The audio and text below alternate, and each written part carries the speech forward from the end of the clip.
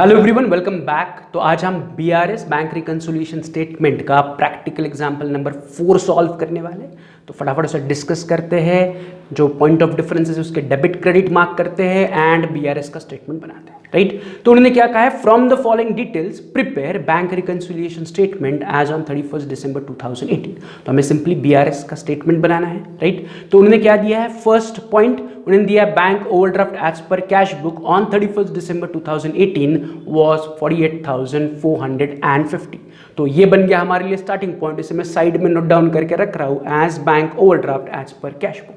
सो जब हम बीआरएस का स्टेटमेंट बनाएंगे तो bank overdraft as per cash book हमारा स्टार्टिंग पॉइंट बनेगा, तो automatically bank overdraft as per passbook हमारा आंसर बनेगा। तो हमें नहीं nothing but bank overdraft as per passbook calculate करना है by taking bank overdraft as per cash book as a starting point, right. तो ये पहला पॉइंट क्लियर है। अब फिर दूसरे नंबर से लेके 7वें नंबर तक they have given you the point of differences, जिसका हमें डेबिट क्रेडिट मार्क करना है। डेबिट क्रेडिट मार्क करने के लिए मैं आपके सामने डिस्प्ले कर रहा हूं cash book and passbook. This is the rough sketch of cash book and passbook just to analyse each and every transaction, right. तो दूसरे पॉइंट ऑफ डिफरेंस से शुरुआत करते हैं, ये दूसरे ट्रांजैक्शन से शुरुआत करते हैं। उन्होंने कहा है bank charges for SMS alert 370 were debited in passbook but not recorded in cash book। तो इसमें ज्यादा सोचने की भी जरूरत नहीं है। उन्होंने वेरी क्लियरली कहा है कि 370 रुपए SMS के चार्जेस बैंक ने आपके पासबुक में डेबिट किए हैं। तो इसका सिंपल मतलब है, जो पॉइंट नंबर 2 है, it is recorded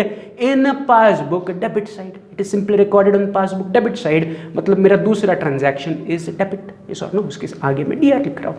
very simple, यहाँ पर ज्यादा सोचने की भी जरूरत नहीं। When they are saying it is debited in passbook, so it is debit only ना। पासबुक के डेबिट में है, वो पासबुक के डेबिट में है, तो इट इज डेबिट। ये सॉरी नो, तो वेरी सिंपल। दूसरे की बात, तीसरा, interest on overdraft 2870 did not appear in cash book. क्या कह रहे हैं वो, ध्यान से सुनो। उन्होंने कहा है कि ओवरड्राफ्ट का इंटरेस्ट या interest on overdraft 2870 did not appear in cash book, मतलब जो इंटरेस्ट ऑन ओवरड्राफ्ट की एंट्री है वो कैश बुक में नहीं है। कैश बुक में नहीं है तो ठीक है, नहीं है तो हमें क्या चाहिए, हमें चाहिए कि वो कहाँ है। तो अगर कैश बुक में नहीं है तो फिर वो कहाँ है, सिंपल कैश बुक में नहीं है तो बैंक आपसे ओवरड्राफ्ट पे इंटरेस्ट चार्ज करेगी। ओवरड्राफ्ट का मतलब क्या है कि बैंक से आपने ज्यादा पैसे निकाल के पे किया है। Overdraft means you have paid more than what you had in the bank. आपके पेमेंट ज्यादा है, रिसिप्ट कम है, nothing but it is a kind of a loan. आपने बैंक से टेम्पररी कर्जा लेके एक्स्ट्रा पेमेंट्स किए हुए हैं, तो इस एक्स्ट्रा पेमेंट्स को हम ओवरड्राफ्ट कहते हैं। और इस ओवरड्राफ्ट पर बैंक आपसे इंटरेस्ट चार्ज करती है। अगर आप कर्जा लोगे, लोन लोगे, तो लोन पर बैंक आपसे क्या करेगी, इंटरेस्ट वसूल करेगी। तो this 2870 is nothing but that interest जो हमारे ओवरड्राफ्ट यानी कि लोन पर बैंक ने चार्ज किया है, जिसकी एंट्री कैश बुक में नहीं है। तो बैंक अगर आपसे इंटरेस्ट चार्ज कर रही है तो बैंक उसे रिकॉर्ड कहां करती है, पासबुक में। मतलब उसकी एंट्री पासबुक में है, आपने कैश बुक में नहीं की है, ठीक है। आपको इन्फॉर्मेशन ही नहीं इंटरेस्ट कितना चार्ज हुआ, तो आपने कैश बुक में रिकॉर्ड नहीं किया। बट बैंक ने अगर इंटरेस्ट चार्ज किया है तो bank will record it on passbook, yes और नो, या इन पासबुक। मतलब जो interest on overdraft it is recorded in passbook. अब बस मेरा इतना ही सवाल है कि पासबुक में तो ये रिकॉर्डेड है, but on which side, on the receipt side और ऑन द पेमेंट साइड। तो इसका सिंपल आंसर है, it is recorded on payment, because bank आपसे इंटरेस्ट ऑन ओवरड्राफ्ट चार्ज करेगी, मतलब आपसे इंटरेस्ट कलेक्ट करेगी, यानी कि आपके अकाउंट से इंटरेस्ट के पैसे निकाल लेगी। तो आपके अकाउंट से, बैंक अकाउंट से पैसा जाएगा। सो ये पासबुक के पेमेंट में रिकॉर्डेड है। So interest on overdraft is recorded in passbook payment side, it is not recorded in cash book. ऐसा उन्होंने कहा है, ठीक है, कैश बुक में रिकॉर्डेड नहीं है तो हमें कहाँ रिकॉर्ड नहीं हुआ है वो चाहिए नहीं, हमें चाहिए कि रिकॉर्ड कहाँ हुआ है। तो interest on overdraft is recorded on passbook payment. Passbook का payment is which side, debit side. तो मेरा तीसरा transaction is debit, as simple as that, yes और नो। तो पासबुक का पेमेंट इज डेबिट, इसलिए मेरा तीसरा ट्रांजैक्शन इज डेबिट, सिंपल। आगे बढ़ते हैं, चौथे ट्रांजैक्शन पर आते हैं। चौथा ट्रांजैक्शन ने क्या दिया है, उसे पढ़ने से पहले उसे स्टार मार्क करो। उन्होंने कहा है, अ bill of ₹12,000 discounted with bank appear in cash book at full amount but bank has deducted 200 as discounting charges। तो हमने लास्ट क्वेश्चन में ही डिस्काउंटिंग के बारे में पढ़ा था। बिल ऑफ एक्सचेंज को डिस्काउंटिंग करने का मतलब है आपने बिल बैंक को बेचा एंड बैंक से पैसे रिसीव किए। बिल ऑफ एक्सचेंज को हम बैंक को बेचते हैं और बैंक उसके बदले में हमें पैसा देती है। तो यहां पर डिस्काउंटिंग हुआ। क्या हुआ? आपने बिल ऑफ एक्सचेंज 12,000 का था, वो डिस्काउंट किया with bank appear in cash book at full amount but bank has deducted 200 as discounting charges। इसको समझते हैं। आपने एक 12,000 रुपए का बिल ऑफ एक्सचेंज था, वो बैंक को बेचा एंड बैंक ने उसके बदले में आपको पैसे दे दिए, राइट। आपने उसकी एंट्री कैश बुक में की एट 12,000, बैंक ने भी की बट बैंक ने 200 रुपया कम यानी कि डिस्काउंटिंग चार्जेस काट के अपने पास रिकॉर्ड किया है, राइट। सो मतलब कैश बुक में रिकॉर्डेड है, पासबुक में भी रिकॉर्डेड है। It is recorded on both the side. Cash book में भी रिकॉर्डेड है, पासबुक में भी रिकॉर्डेड है। बट आप कैश बुक में आपने पूरे 12,000 रुपए लिखे, पासबुक में जब बैंक ने लिखा तो उसने 200 रुपया डिस्काउंट काट के यानी कि 12,000 माइनस 200 उन्होंने 11,800 अमाउंट लिखी। तो मतलब it is recorded in both the books.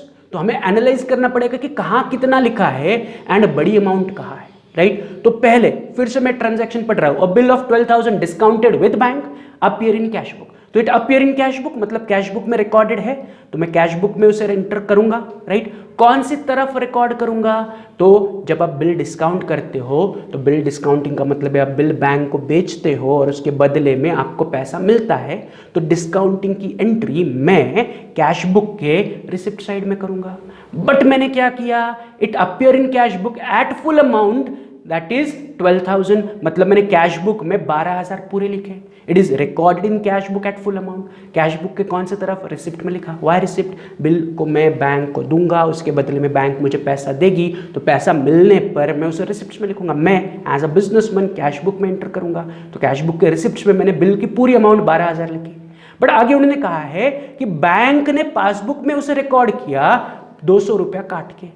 अब बैंक पासबुक में तो उसे रिकॉर्ड कर रही है बट ऑन विच साइड? तो बैंक उसे रिसिप्ट में ही रिकॉर्ड करेगी। बट रिसिप्ट में उन्होंने 12,000 पूरे नहीं रिकॉर्ड किए, रिसिप्ट में उन्होंने 11,800 रुपीज रिकॉर्ड किए after deducting 200 as bank charges. Is this clear? तो बैंक ने पासबुक के रिसिप्ट में 11,800 रिकॉर्ड किया, सेम एंट्री हमने कैश बुक के रिसिप्ट में एज 12,000 रिकॉर्ड की। तो एंट्री कैश बुक में भी है एंड पासबुक में भी है, तो it is recorded in both the books on the same side that is receipt. But amount में दोनों की मिसमैच है।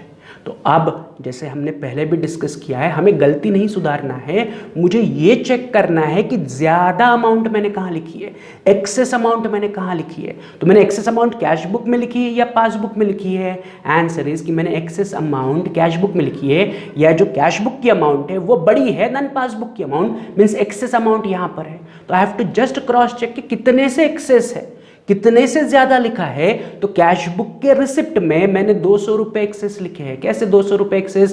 कि 12,000 मेरी एंट्री है माइनस पासबुक में एंट्री 11,800 की है, सो मैंने कैश बुक में 200 रुपया एक्स्ट्रा लिखा है फॉर माय फोर्थ ट्रांजैक्शन। कि चौथी ट्रांजैक्शन वो कह रहे हैं कि आपने बैंक के साथ बिल डिस्काउंट किया, उसकी एंट्री आपने कैश बुक के रिसिप्ट में की एज 12,000, बट पासबुक के रिसिप्ट में it is recorded at a discounted value that is 11,800। तो मुझे बस इतना चाहिए कि मैंने ज्यादा अमाउंट कहाँ लिखी है। तो मैंने बड़ी अमाउंट लिखी है in the cash book receipt side. तो कंपेयर्ड विद पासबुक मैंने कैश बुक में कितना ज्यादा लिखा है? तो कंपेयर्ड विद पासबुक मैंने कैश बुक में 200 रुपये ज्यादा लिखे हैं। तो मेरा पॉइंट ऑफ डिफरेंस बन जाएगा 200 रुपीज। मेरे पॉइंट ऑफ डिफरेंस की अमाउंट क्या बन जाएगी? 200 रुपीज। अब बस मुझे ये चाहिए कि 200 रुपये कहां पर है? तो ये 200 रुपये कैश बुक के रिसिप्ट में है। कैश बुक का रिसिप्ट इज डेबिट। 200 रुपये एक्स्ट्रा कहाँ है? कैश बुक के रिसिप्ट में है एंड कैश बुक का रिसिप्ट इज डेबिट। तो मेरा जो चौथा ट्रांजैक्शन है वो मेरे लिए बन जाएगा 200 डेबिट। क्या बन जाएगा? 200 रुपये डेबिट। तो जब हम BRS का स्टेटमेंट लिखेंगे तो मैं उसके डेबिट का हिसाब से रूल अप्लाई करूंगा एंड 200 रुपया लिखूंगा। मैं ना 12,000 लिखूंगा ना जो क्वेश्चन के अंदर 200 रुपये दिए हैं वो लिखूंगा। मुझे डिफरेंस के 200 रुपये मुझे मिले वो मैं लिखूंगा इन माई BRS स्टेटमेंट। तो मैं चौथा ट्रांजैक्शन की वैल्यू इज 200 एंड जो उसका साइन है that is debit. Is this clear? तो ये चौथा ट्रांजैक्शन हुआ। फिर पांचवा ट्रांजैक्शन इजी सिंपल है, cheque issued but not presented for payment before 31 December amounted to ₹32,300। Cheque issued but not presented दिमाग में फिट करो is credit. Cheque issued but not presented is always credit. कैसे credit? तो cheque issue किया but उसका bank से payment नहीं हुआ, बैंक से उसका अभी तक पेमेंट नहीं हुआ, इश्यू तो कर दिया मैंने, अलग अलग लोगों को अलग अलग अमाउंट की चेक दे दी, या एक ही पर्सन को मैंने 32,300 का चेक दिया बट उसने अभी तक वो मेरे बैंक तक नहीं पहुंचाया। तो जिसको मैंने चेक दिया उसका चेक अभी तक मेरे बैंक तक नहीं पहुंचा है, इसलिए से हम कहते हैं cheque issued but not presented for payment. तो बैंक तक नहीं पहुंचा मतलब इसकी एंट्री पासबुक में नहीं होगी, तो इसकी एंट्री कहाँ होगी? चेक इशू करने पर मैं उसे रिकॉर्ड करूंगा इन कैश बुक। अब मैं चेक ले रहा हूं या दे रहा हूं, तो मैं चेक इशू कर रहा हूं यानी कि चेक दे रहा हूं, so I am making a payment, तो मैं उसे कैश बुक के पेमेंट में रिकॉर्ड करूंगा।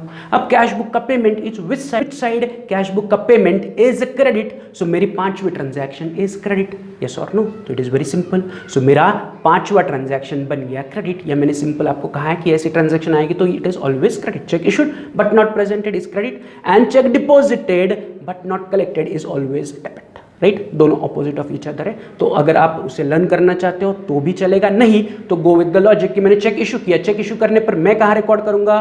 कैश बुक में। कौन सी तरफ रिकॉर्ड करूंगा? पेमेंट की तरफ। तो कैश बुक का पेमेंट इज व्हाट? क्रेडिट, तो मेरी पांचवी ट्रांजैक्शन बन गई क्रेडिट, राइट?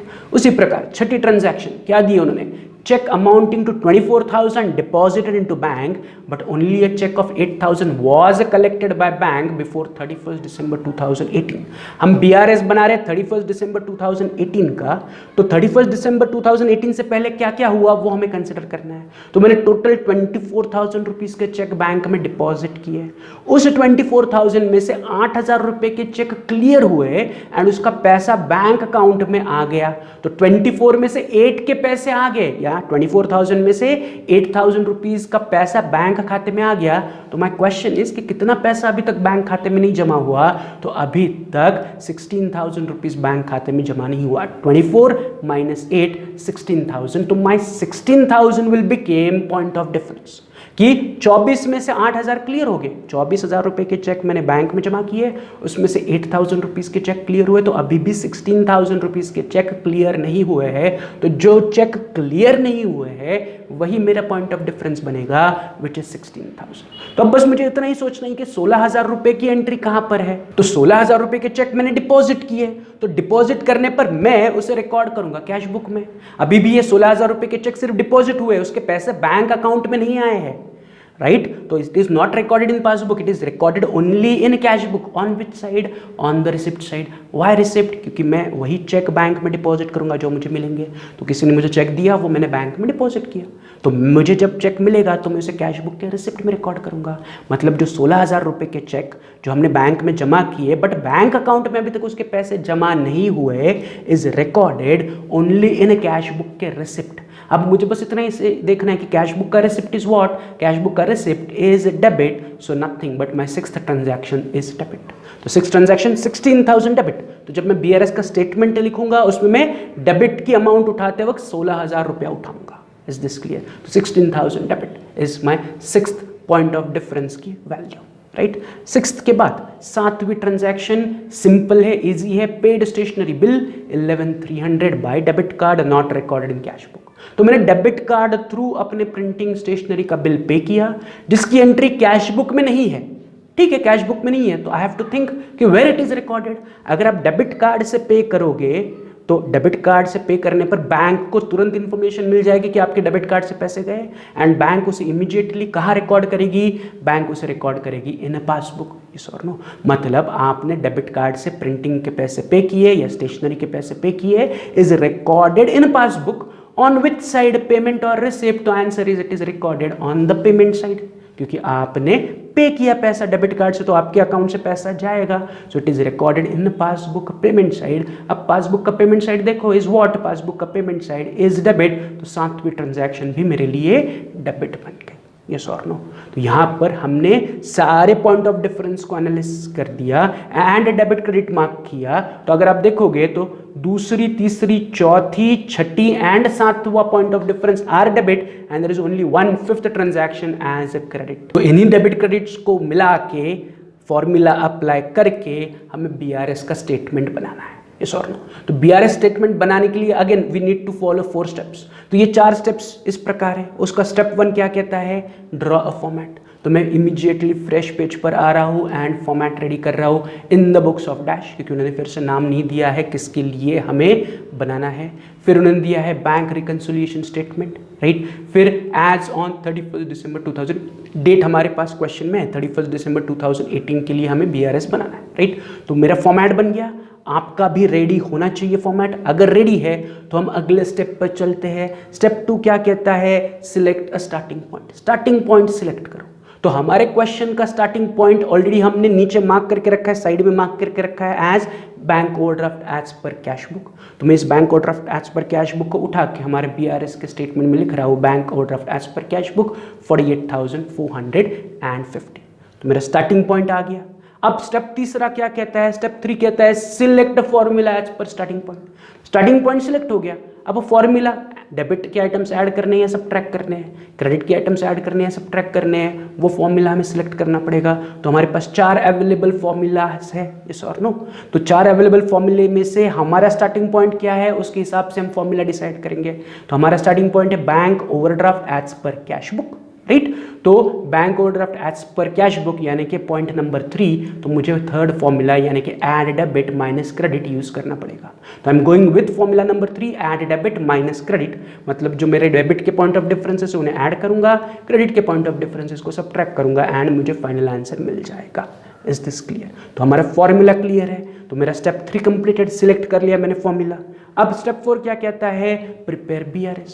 तो BRS बनाते हैं, उसके लिए मैं पहले फॉर्मूला साइड में नोट डाउन करके रख रहा हूँ, right. This is my question. इसमें से डेबिट के आइटम्स मुझे ऐड करने हैं, क्रेडिट के आइटम मुझे सब्ट्रैक्ट करने हैं। तो शुरुआत करनी है विथ व्हाट? Add debit. तो मैं पहले अपने BRS स्टेटमेंट में लिख रहा हूँ ऐड, एंड अब मैं क्वेश्चन में चेक कर रहा हूँ कि मेरे पास डेबिट के कितने पॉइंट ऑफ डिफरेंसेस है। तो मेरे पास डेबिट के टोटल 5 पॉइंट ऑफ डिफरेंसेस है, second transaction, third, fourth, sixth and seventh, except fifth, all are debit. तो इन्हीं को एक एक करके मुझे अपने स्टेटमेंट में लिखते जाना है under the head add, right. तो जो पहला डेबिट का पॉइंट ऑफ डिफरेंस है उसमें उन्होंने कहा है कि bank charges for SMS alert, right, 370 debited in passbook not record in cash book. तो इसका स्टेटमेंट भी आसान है।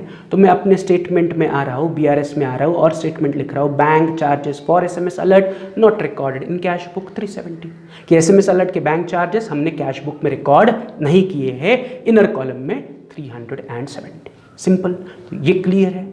अब दूसरा डेबिट का point of difference is interest on overdraft 2870 did not appear in cash book. तो इसका स्टेटमेंट आप एज इट इज लिख सकते हो, interest on overdraft did not appear in cash book, या interest on overdraft appeared in passbook not appeared in cash book. Statement के लिए कोई साइंस नहीं है, कोई फॉर्मूला नहीं है, इट इज़ योर चॉइस। आप जो चाहो वो तोड़ मरोड़ कर क्वेश्चन को ही एज आपका स्टेटमेंट लिख सकते हो। तो मैं दूसरा स्टेटमेंट लिख रहा हूँ, interest on overdraft not recorded in cash book 2870, interest on overdraft not recorded in cash book 2870, simple, right.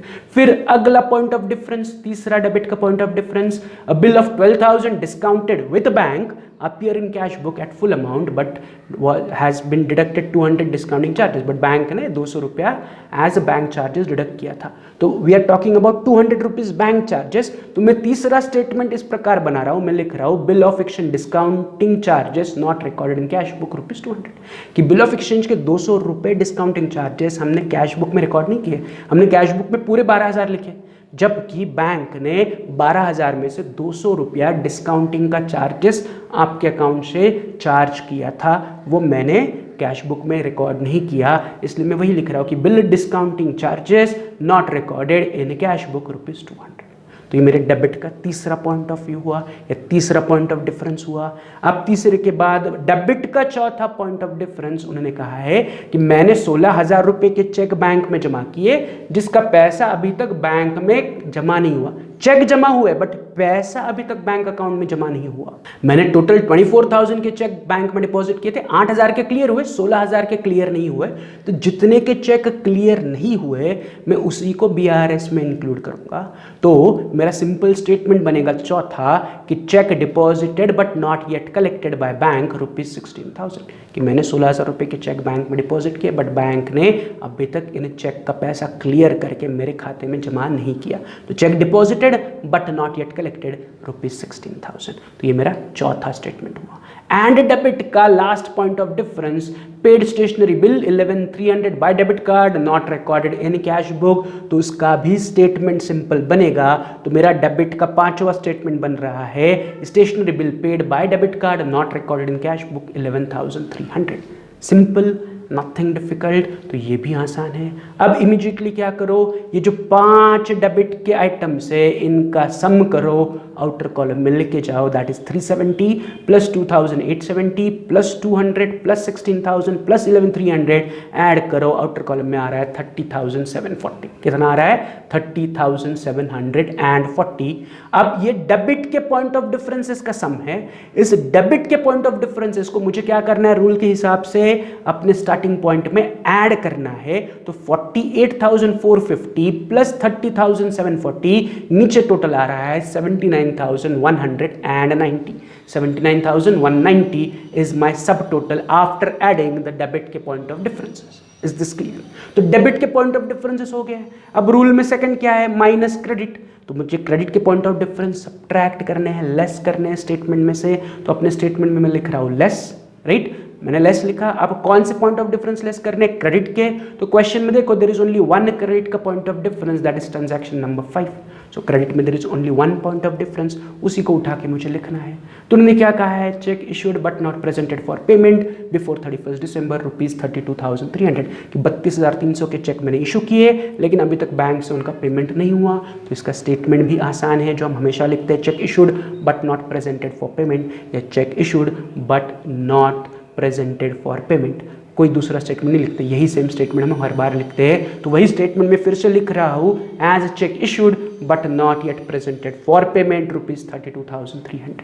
Yes और नो, चेक इशू किया लेकिन अभी तक सामने वाले पार्टी ने उसे हमारे बैंक में प्रेजेंट नहीं किया और उनका पेमेंट अभी भी बैंक से होना बाकी है। यस और नो। ये क्रेडिट का एक लौता आइटम था, वो भी मैंने लिख लिया। यस और नो। अब बस मुझे क्रेडिट का एक लौता आइटम है, उसे एज इट इज कैरी करना है to outer column which is again 32,300। Yes और नो। तो क्रेडिट के पॉइंट ऑफ डिफरेंसेस आ गए। अब रूल के हिसाब से मुझे क्रेडिट क्या करना है, सब्ट्रैक्ट। तो मैं 79,190 में से 32,300 को सब्ट्रैक्ट कर रहा हूँ एंड मेरा आंसर नीचे आ रहा है 46,890। तो 46,890 is my final answer for this illustration number 4, right. And इसे मैं कहूँगा as bank overdraft as per passbook. मैंने स्टार्ट किया as bank overdraft as per cash book, मैं एंड कर रहा हूँ as bank overdraft as per passbook. तो यहाँ पर हमारा ये वाला इलस्ट्रेशन कंप्लीट हुआ। कल मैं और एक इलस्ट्रेशन सॉल्व करूंगा, तो वो कौन सा है, तो कल हम सॉल्व करने वाले हैं illustration number 5। This was illustration number 4, illustration 5 हम कल सॉल्व करने वाले हैं। तो सब लोग क्या करोगे, एज होमवर्क उसके डेबिट क्रेडिट मार्क करोगे एंड पॉइंट ऑफ डिफरेंसेस का डेबिट क्रेडिट मार्क करने के बाद फॉर्मेट रेडी करके रखोगे। तो इतना आपको करके रखना है, राइट। चलो, तो तब तक have a good day, see you, bye.